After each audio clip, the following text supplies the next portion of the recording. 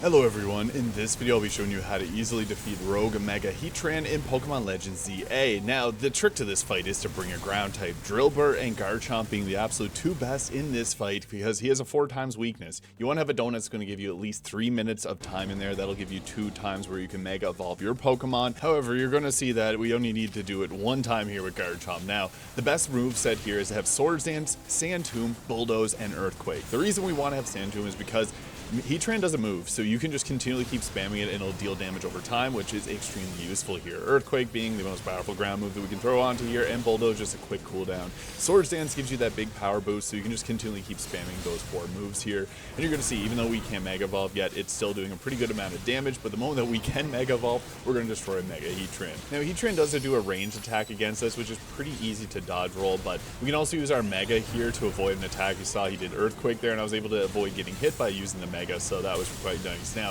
Garchomp's going to do crazy amounts of damage, as you can see here. This is why we want to bring him, as ground type moves are doing that 4 times damage, and they do even more damage when you're Mega Evolved. So once it gets to about half health, that's when it's going to pull out a pretty devastating attack where we got to actually run away from Heatran itself and pull our Pokemon away. But until that happens, we can just continue to spam attacks. Now, here again at half phase, it's also going to do an attack where it creates those fire tornadoes. It'll have a little warning on the ground before they pop up, so you can move or dodge roll to get away. But you can see there, we're actually shredding his health really quickly. I was almost able to get it down to 0 here before he does this attack. When you see him charging up, start running to the side and recall your Pokemon. There's going to be those barrels or rocks in the ground that will explode as well. But we just got to full on do a sprint here. I called back Garchomp last second to save him.